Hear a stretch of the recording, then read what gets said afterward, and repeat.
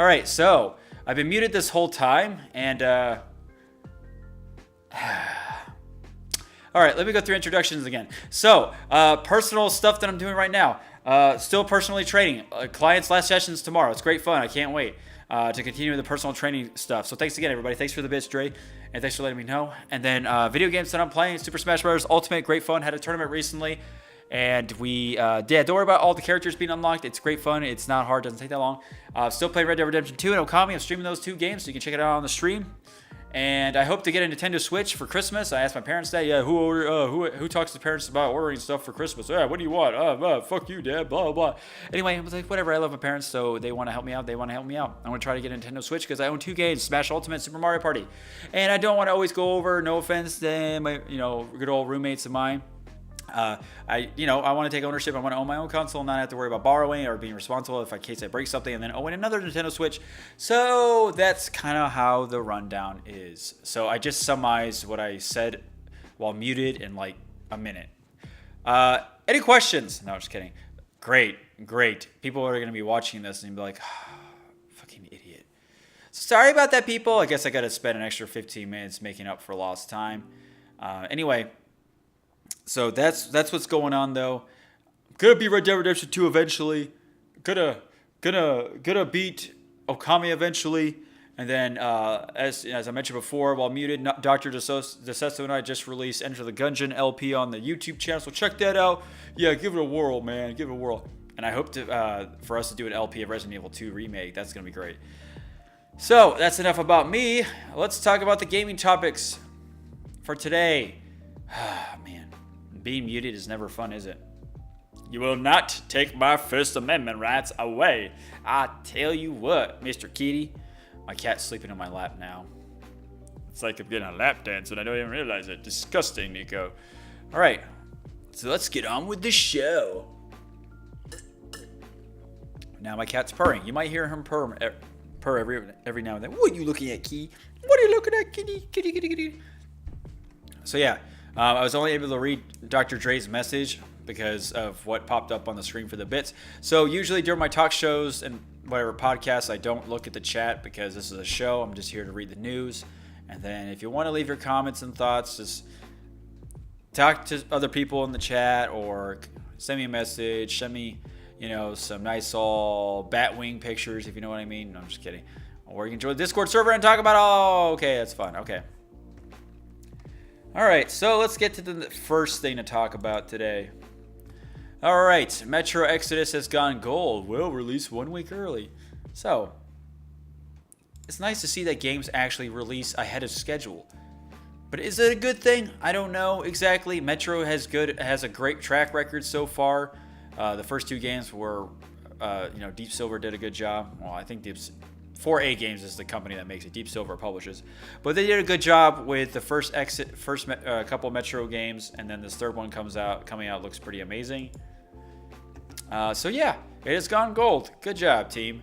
So 4A Games and publisher Deep Silver were planning to release Metro Exodus on February 22nd, but they have good news for fans of the post-apocalyptic franchise. The game is now arriving a little earlier. It will now release on February 15th, meaning it will no longer be launching the same day as BioWare's Anthem. Oh, you clever little rascals. You just don't want to be in cahoots with those bad people, with the EAs and the BioWares. Remember when BioWare was a good game and a good franchise? Yeah, good game, right? Well, I would like to avoid the social media shitstorm that's going to happen on Anthem. I bet you anything Anthem is going to be released half-baked. I bet you. I mean, Battlefield 5 was released half-baked. Star Wars Battlefront 2 was released half-baked. So, let's go see how they do in 2019. Let's see. Instead, its competition will be Crackdown 3. Are people really excited for Crackdown 3? That franchise wasn't even that great. It was just like superhero Grand Theft Auto mode, almost as bad as the Saints Row series. As well as Far Cry New Dawn, the latter game was just announced at the Game Awards. Let's see, and it also features a nuclear post-apocalyptic setting, albeit in Montana instead of Moscow. Alongside the release date announcement on Twitter, the official Metro Exodus account also shared that the game has officially gone gold, meaning development has progressed far along enough for discs to be produced. That helicopter sounds really close. All right, Metro Exodus will launch on the 15th. And yeah, both previous games are available as Metro Redux on the same platforms. So, yeah, that's good. It's very rare to see a game release a week ahead of time. You don't see that too often, and it's an interesting marketing strat. I don't know if it's because they want to avoid Anthem and go against a game that's not as much of a contender. But you gotta watch out for those sleeper titles. I don't know if Crackdown 3 is gonna win any awards or be, some like whoa upset for the gaming industry. But it's finally coming out, as it was announced back in fucking 2015 or something, or 2016. A game that's been delayed like countless times, and I'm like, so. Not to go on a rant here, but you decide to delay Crackdown 3 a bunch of times and release this game like 3 to 4 years later. But when an awesome looking concept of a game like Scalebound comes out and you cancel it a year later, and it's like, what? Why? I'll never understand marketing tactics like that, why Microsoft does stupid shit like that. So no Fable 4, no Scalebound, Halo 5 sucks, Gears of War 4's campaign sucks, Halo 5's campaign sucks, Master Chief Collection was a bombshell. So it sounds like your exclusives aren't doing that well, besides like Cuphead and Ori and the Blind Force and yada yada yada. Yeah, indie games, those are the ones that are doing good. That's not even Microsoft making them or having the most control. But it's crazy to see that Obsidian now is owned by Microsoft. That still blows my mind. I really hope that Obsidian knows what they're doing. I don't know why they needed to be bought up by Microsoft, because any company that gets bought up by Microsoft or EA doesn't do that well. We don't see that many good titles. Like, when was the last good Rareware game? And don't say Sea of Thieves. That was not a game when it came out. It was a piece of crap. Half-baked ass game. Still half-baked. What was that zombie game that came out this year that was like technically broken? Like, Jesus Christ, Microsoft. Can you just like get your shit right? And yeah. I mean, there hasn't been any good exclusives like AAA titles that have come out on Xbox in a while. And that's pretty pathetic. Really, really pathetic to see these franchises get fatigued so easily. I'm like, if Ubisoft can do it with Assassin's Creed, then motherfuckers, get this shit going. Let's just hope Master Chief 6 rolls along real nicely. All right, enough about that. Went on a little rant there, a little tangent. Okay, so this one's good for if you're a Mortal Kombat fan. Todd McFarlane believes Spawn is coming to Mortal Kombat 11. I believe he's on the way, so we're not entirely sure. This is just like a speculative article. So Todd McFarlane, co-creator of Venom and the creator of Spawn, believes that Spawn will be part of the upcoming MK11. Will you please let Spawn be in Mortal Kombat 11? He responds simply, I believe he's on the way. Whoa! That's pretty cool. So, as you all know, Mortal Kombat 11 was recently announced at the Game Awards with the shitty rap song playing during a cool fight scene. I don't understand. But we've seen plenty of times where we've had other multiple characters like Alien, Kratos, Predator, Jason, Leatherface, and Freddy Krueger have all been in Mortal Kombat titles. Back in 2015, McFarlane revealed that a deal was being worked out with Warner Bros. To allow the use of the Spawn character in Mortal Kombat X. While that never happened, it appears fans of the anti-hero may now finally get their wish. So, great news. Look, it's just awesome news that there's another Mortal Kombat game along the way. And it's also awesome news that Spawn might be in it, and Spawn would fit just perfectly in the game.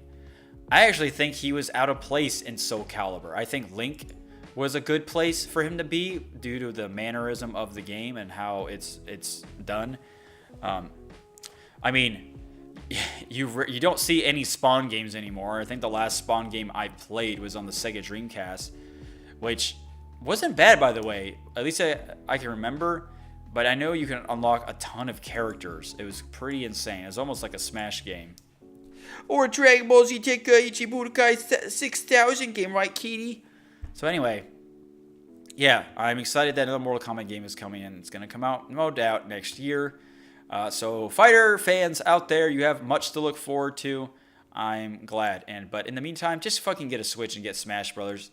Play one of the best fighting games out in the market right now besides Dragon Ball FighterZ. Yeah, it's just great. Anyway, next topic. All right. So, just when we thought the ridicule was over for our dear boys at Bethesda, turns out Fallout 76 new ultra-wide mode comes under fire from players. They gets more flack from players with this week's patch. So, not only that you can't get your game right at launch, like not even close, now your patches are being ridiculed.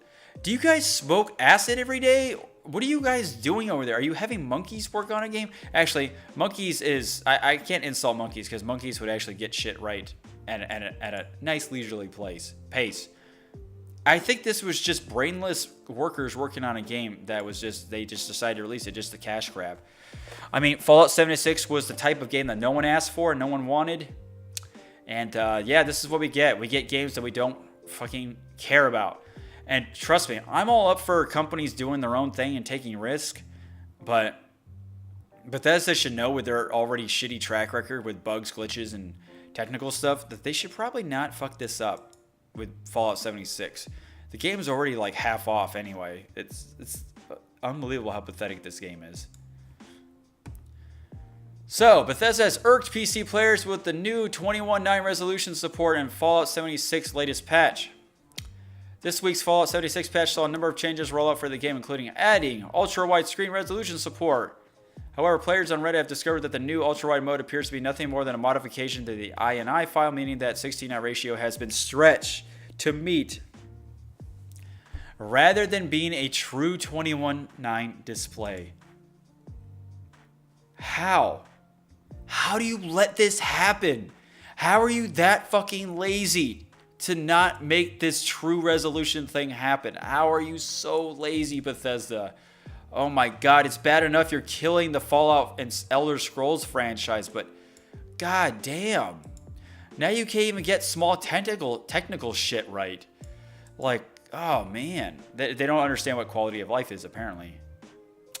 I feel bad. I feel really bad for gamers that have to put up with this shit. Why did you guys buy the fucking game in the first place? Do you guys really... that brain dead? I don't know. That's the question. I don't know what's worse, Bethesda making a shitty game or people buying shitty games. I don't know what that's just a struggle. Let's see. A modder without access to the source code did what Bethesda did in a whole month. A number of commenters in the thread have experienced the same result after the patch. The unofficial workaround to get the game to support ultra-wide resolutions by simply editing a line of code in the INM files has been around since launch. So players aren't too happy that the official 29 resolution support is nothing more than a stretched version. Patch blah blah also added a number of fixes, including a bug in the feed the people event quest, which has seen players asking. Thanks, Dre, for the dollar. Appreciate it. The bugged version resulted in a server-wide reward of canned meat stew, regardless of player participation in the event. Since the update, players have taken Reddit to asking Bethesda to unfix the feed the people event. Now they're asking them to unfix stuff that they can't even fix. Bethesda said that it may drop one more patch before the end of the year before it shifts its focus to 2019 updates, which will include new content for the game as well as many additional... Yeah. Okay, so the game's a piece of shit, and apparently it's the worst reviewed AAA game of the year. I just can't. I just can't believe that they would do this to gamers. Bethesda's just as bad as goddamn EA now. And Warner Brothers. I say Warner Brothers because Shadow of War was fucking horrible. Horrible microtransaction bullshit game. Same thing with a lot of EA's games. And now we're getting this same crap with broken games being launched, half-assed content like Sea of Thieves. Fallout 76 is another one of those games that has fallen under the trap of cash grab. How does Todd Howard on stage during E3 just have a straight face talking about these games that he knows they're going to be released shitty? I just couldn't do that to the people who have spent so much money on a company, on games that they've created. I don't know. It's just not right. It's just not right. And they say politicians are the bad people. What about game developers? They're just as bad, right? They like to lie a lot. Can we start giving them a lot of fire? Sounds good. But guess what? There are games out there that still give you every bang for your buck, like Red Dead Redemption 2, Assassin's Creed Odyssey, Smash Ultimate. The list goes on. Shenmue re-release. Just kidding. Yakuza. Just, oh man, just how? How do you do this to people? I'll never know.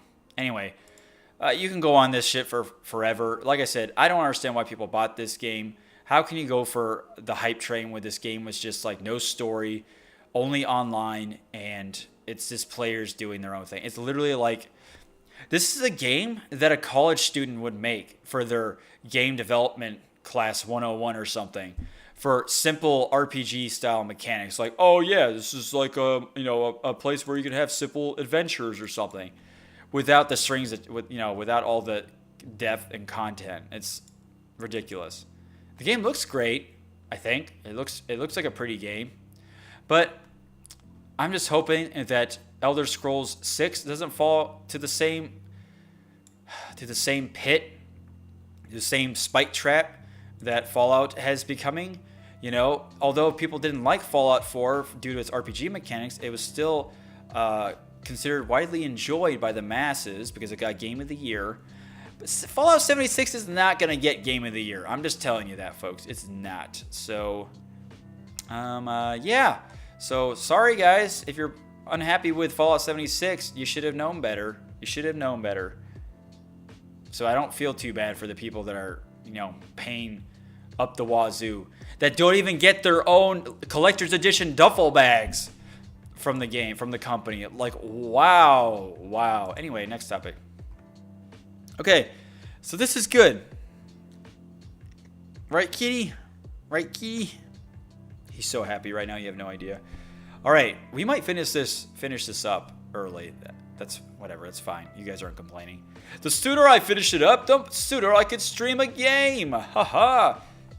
Which I'm actually going to... side note, I'm going to take a shower and do some reading before I do that. All right. So, this is... I want to hear... I just I can't wait to hear what you guys think about this, or see what you guys think about this. Okay. So every once in a while, I decide to look up actual video game news that's not related to like a game coming out, or like the common typical news. I like to go in a more psychological approach, because a lot of these articles that come out are just complete fucking no shit, and things that they make it seem like it only happens in video games when it doesn't. It happens in every person's everyday life. It's just stuff like that just entertains me, and sometimes I don't want to look into it because it's just the same stupid shit I've always heard about. For example, video games lead to cause violence, shootings, some stupid crap like that. Correlated, which all that's been debunked. It's not true, of course. You can just look that up. Video games can cause a form of aggression, but the aggression doesn't solely come from the video game. The video games are the effect, and the cause is the child himself with bad behavioral issues, which stems also from a horrible childhood, from, bad parents, bad upbringing. Anyway, so you could take it back. They just don't want to take it back because people are lazy. So anyway, let's talk about video game players frequently exposed to graphic content may see world differently. What? No way! People who frequently play violent video games see... Hold on. Here's the thing. Okay. This is the problem. And this is under a medical press release, I guess. It's a popular site. So it starts off, people who frequently play violent video games. Now, maybe further on the article is going to explain.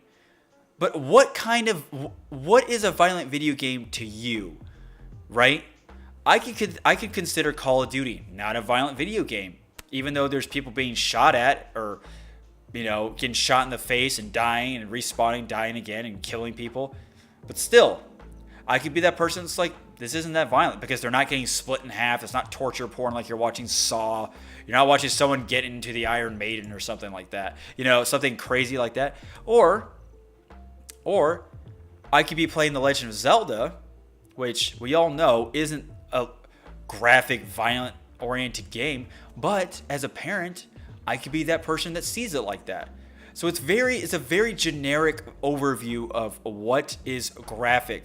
It's very subjective, and I've been exposed to graphic, whatever, violent video games my whole life, and there's never been once to where I've been like, oh my god, these developers should be ashamed of themselves. Ugh, I'm gonna go shoot up schools now, like something crazy like that. Anyway.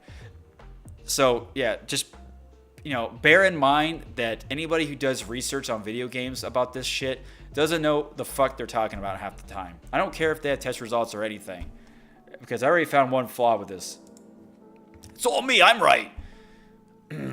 People who frequently play video games are more immune to disturbing images than non-players. No shit. Okay, I need you to get off, cat. Get off. Okay, sorry. All right.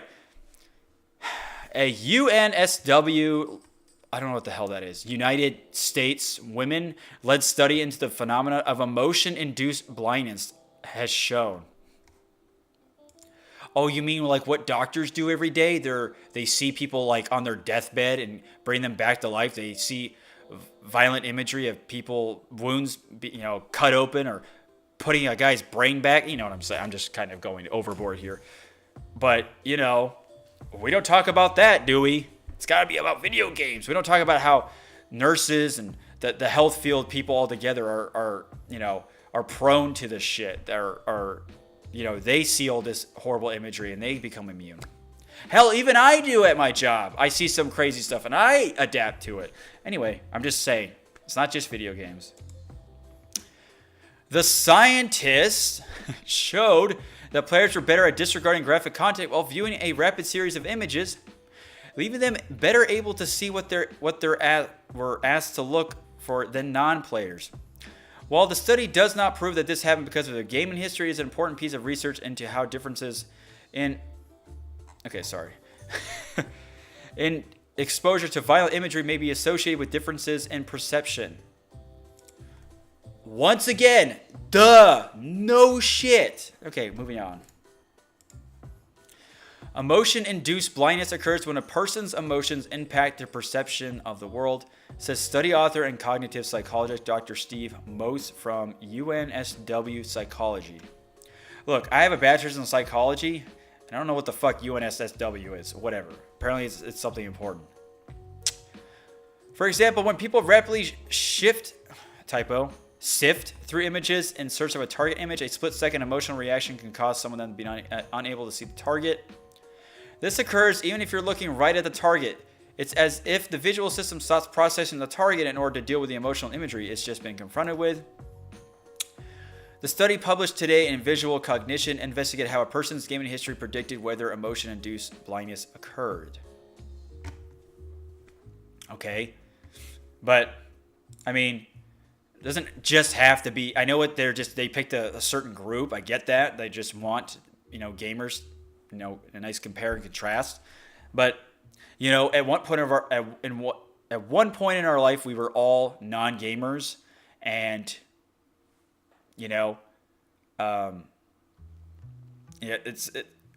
we were exposed to it as well, and it's something that just happens really fast. And just exposure to anything is going to make you get used to it. Food, exposure to different kinds of food, you're going to get used to, like, for example, spicy food. You're going to get used to spicy food. Your taste buds are going to perceive it as something that it's already familiar with. Same thing with your senses. But anyway, video games. Student Myung Jin conducted the study during his honors degree under the supervision of Dr. Mose, who has studied emotion-induced blindness for 16 years. The research team also include UNSW PhD student Sanderson Oni and Macquarie University colleague Dr. Kim Kirby, Little Mac. In their study, the team classified participants as frequent violent video game players if they played more than 5 hours of video games each week that often or almost always involved violence, Once again, we don't know what kind of violence they're fucking talking about. That's the problem. They don't tell you what game they played. They don't tell you the nitty-gritty stuff. A controlled group of people who played no video games at all was compared to the violent players. Violent players, there you go. Categorizing, singling out a group, of course. But I understand that you have to have two groups, or that you're comparing. You have to label them. They can't just say non-video game players and then video game players. But what do I know? Importantly, participants were not aware of the links between their experiment and their video game playing history. During the experiment, the participants were shown a flashing sequence of 17 images at 100 milliseconds per image. Okay. The image stream consisted of a combination of upright landscape photos. Amongst the images was a target image and landscape target rotated at 90 degrees to the left or right. When viewing the image stream, participants were asked to indicate which direction it was rotated to. In some image sequences, a distractor image appeared 200 to 400 milliseconds before the rotated target. This distractor image was either emotionally neutral, images of a non-threatening animal or person, or it contained graphic or emotionally negative content, which could be violent. Okay, so here we go. Here's an example. Depictions of assault or disgusting, dirty toilet bowls. So they can describe real life stuff that we see, but they can't talk about what kind of video games they're playing. Apparently they can't do that. Violent video game players. That's just not a good adjective to call video game players. Seem to be less impacted by emotional disruptors. Oh, I see what's going on here. In image streams containing violent or disgusting distractors, they were able to correctly identify the rotated target image despite the graphic content with greater accuracy. Oh. So this is secretly turning out to be a good thing for gamers. So you're saying that gamers are more accurate at identifying these violent or disgusting distractors. They are able to identify their rotated target image. Maybe this article is actually turning out better than I thought. I'm okay with that. Props to video game players. But never mind. We shoot up schools and then kill ourselves, right? And we're violent, angry pieces of shit.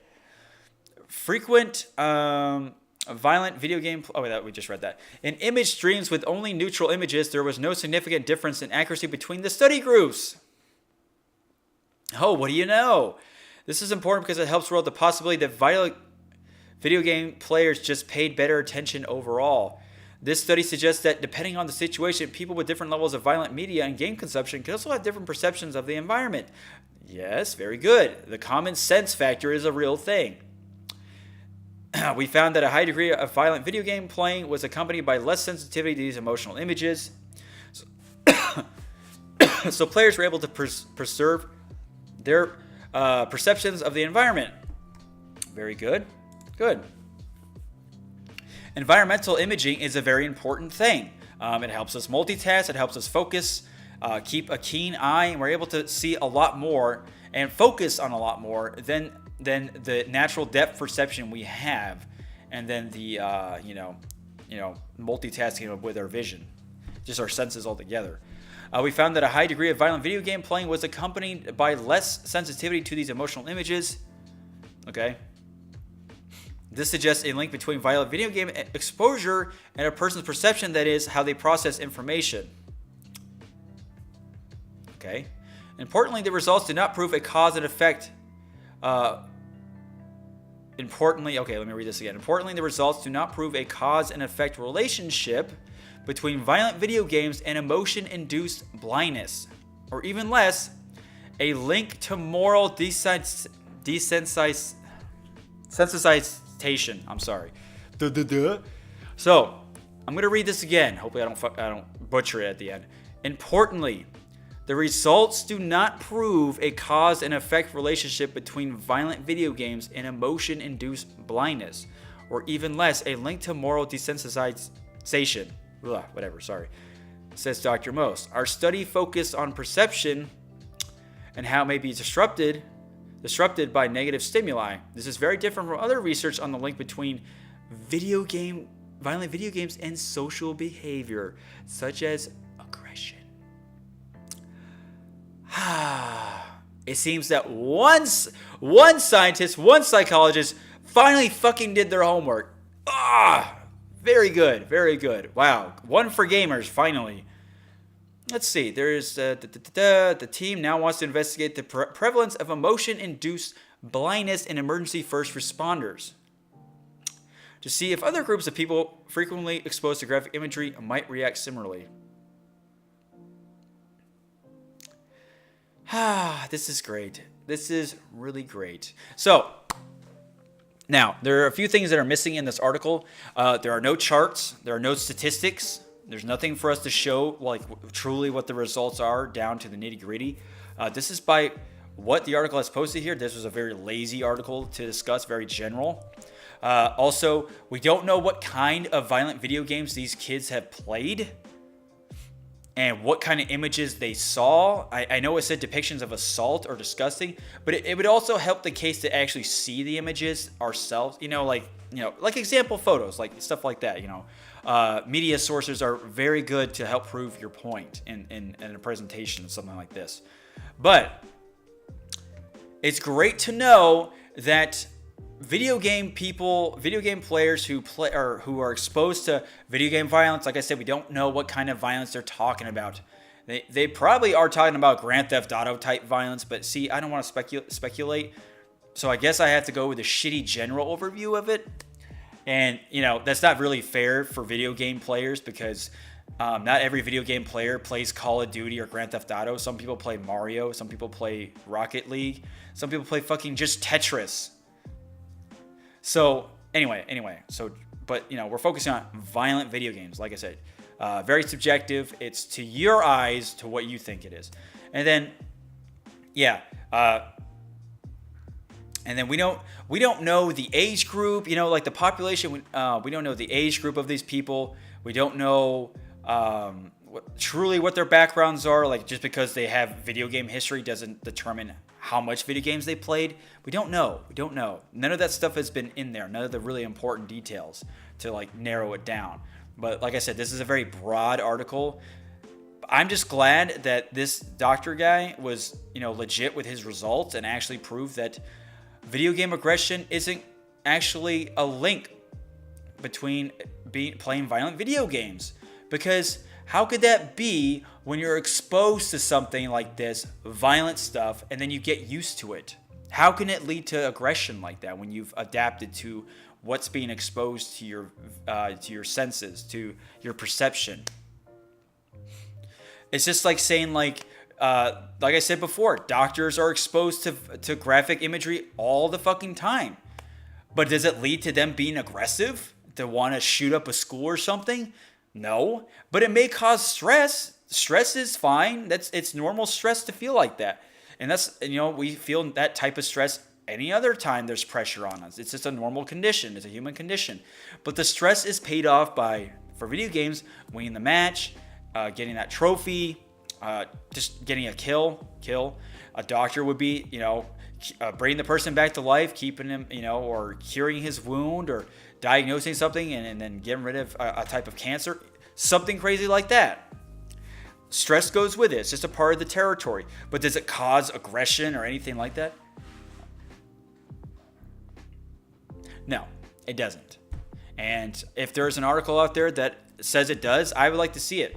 But anyway, the point is that we found out that video game players are better at recognizing images and having a better focus and stronger depth perception. And that's great. So, yeah, for video games, good job, video game players. So keep playing video games because it will help you in the long run. Obviously, too much of anything is bad. No shit, but people like to talk about that all the time. Like I said, there are countless video game articles on the internet that are so negative and so trivial that they're so easy to debunk. And these are from people that don't do their research. They just see it as a bad thing. They go with a glass half empty. They don't go with a devil's advocate. They don't go, they're not like a mediator. They're just like, they're already on one side. So I'm not afraid to read articles about this, about stuff that I could be like, no, that's not right, and here's why. Or, yeah, I could agree with that, and here's why.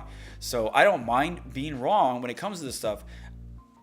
I'm just glad that I got to finally read an article, especially on this podcast. I've read plenty of articles on the NIKO show, that have talked plenty negative about all this stuff, video game violence and blah, blah, blah. And I've debunked it plenty of times. And yeah, it's crazy. Oh, here we go. Here are the images. Okay, here are the images. Here we go. See? So landscape, the lady about to get stabbed, cars, weather, landscape. So critical distractor. Yeah.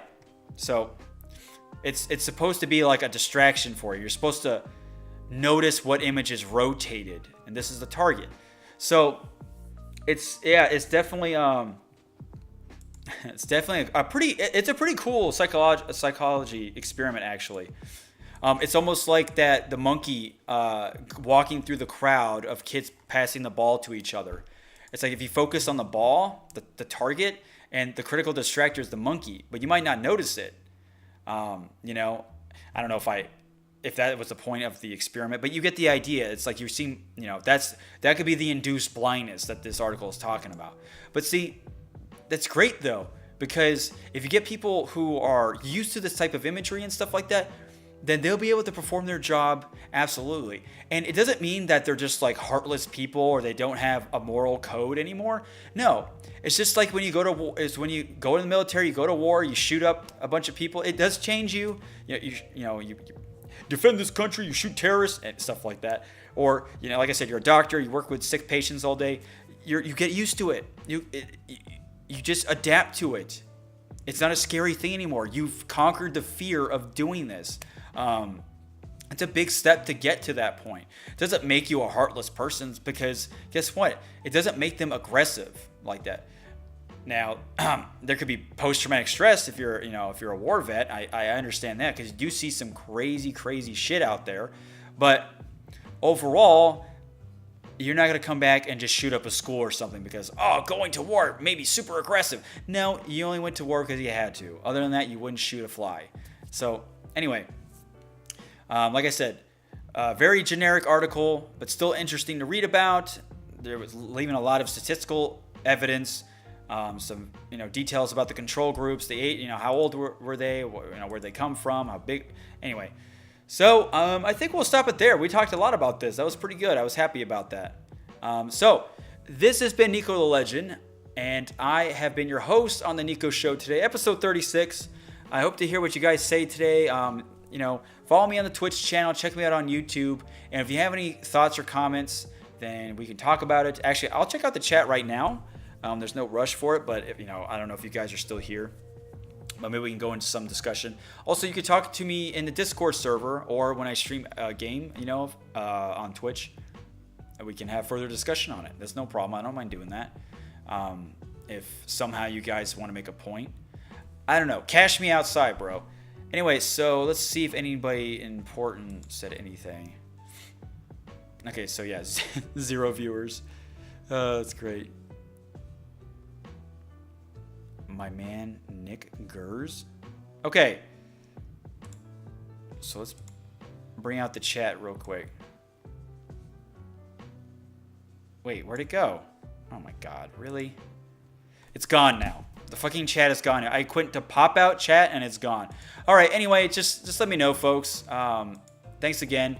Hope to see you in the future and appreciate you stopping by. Have a good day.